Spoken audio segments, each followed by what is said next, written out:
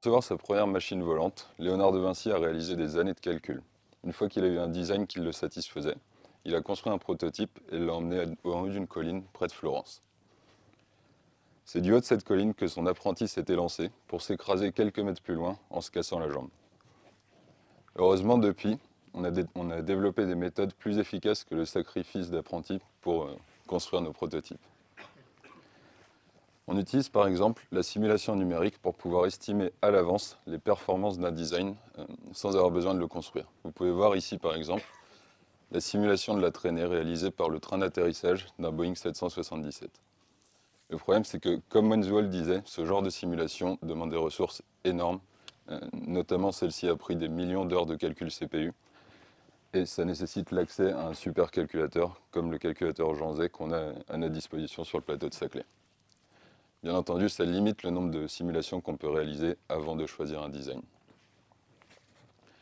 Un exemple plus simple de ce coût de calcul, c'est par exemple l'écoulement qui passe autour d'un cylindre et qui génère un vortex vers le cylindre. Pour simuler ce problème sur une machine classique, on a besoin d'environ 1 heure, parce qu'on doit résoudre les équations qui contrôlent la dynamique sur un maillage qui ressemble à celui qui est à la droite de la slide ici, qui contient des milliers de cellules. Depuis des années, on sait qu'on peut réduire la dimension de ces problèmes de simulation pour les accélérer énormément. Vous voyez ici qu'on passe par exemple à quelques centaines de millisecondes en termes de temps de calcul. Le problème de ces approches de réduction de modèles, c'est que on perd de l'information quand on réduit la dimension du problème, et donc ça mène à des résultats qui ne sont pas tout le temps complètement vrais. Ça limite du coup l'utilisation de ces méthodes de réduction de modèles pour faire du design industriel.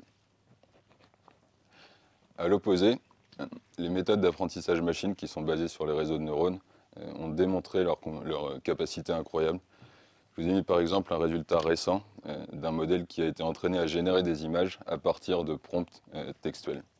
Vous voyez ici qu'on lui a demandé de générer une image d'un astronaute sur un cheval, et on pourrait penser que les images viennent de Google Images, mais elles ont été générées à partir de rien par le modèle.